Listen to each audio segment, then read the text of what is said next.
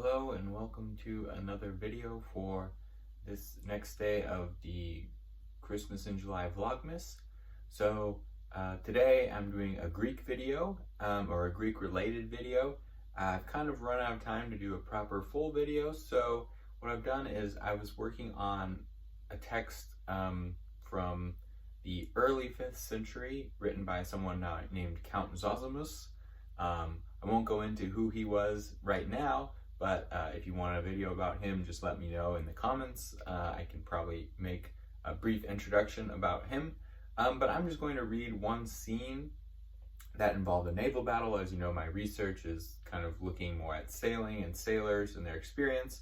And this is a naval battle, not necessarily actually between sailors on the one side, although there certainly were on the other side, as you'll see.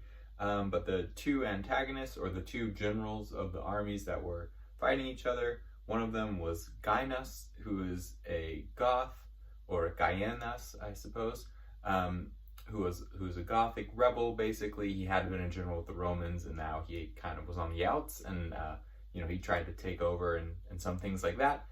So then he has his other general, who is still employed by the Romans, who's Fraiutus. I'll just read the translation that I found. I'll read that first, and then I'll point out a couple of Greek words just so that there is still a little bit of Greek flavor to this, even though it's a shorter video. So here we go, and this is from Book 5 of Zosimus, section 21. The Roman general, on the other hand, sailed continually about the coast of Asia, that is Asia Minor, to observe the designs of the enemy. Gainas, from the want of provisions, being uneasy at the protraction of the time, cut down a quantity of timber and a wood in the Chersonesus, which he fastened together with great accuracy, and rendering it capable to contain both men and horses, placed his troops upon it, and suffered them to float with the stream. These rafts were incapable of being managed with oars, or of admitting of the pilot's art, being hastily constructed by the rude contrivance of the barbarians. He himself remained on shore in the hopes of presently acquiring a victory, supposing that the Romans would not be sufficiently strong to contend against his men in an engagement. The prudent Roman general was not incautious, and therefore, forming a conjecture of what was in agitation, he commanded his ships to put off a little from land.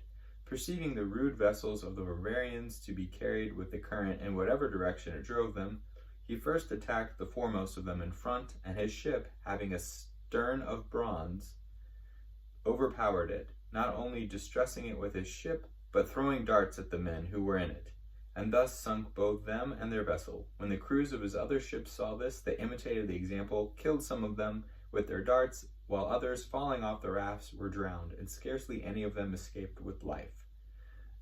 Needless to say, Gainas was not able to succeed in this battle, so he had to retreat afterwards. So another victory for the Romans. In this battle, by the way, is taking place around the Hellespont. So that's some context for you there.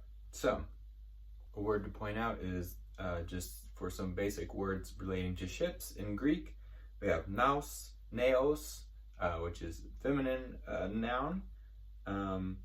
Another one we could look at would be skedia, skedias, which is also a feminine noun, and this can mean a raft.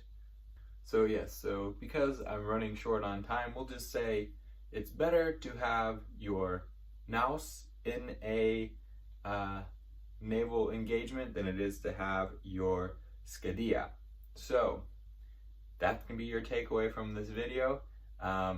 Sorry if it wasn't very entertaining, but hopefully the story of the battle itself was of interest. It took me longer to get through the work today than I thought it would, and some other things happening. So, I'm still getting something out there.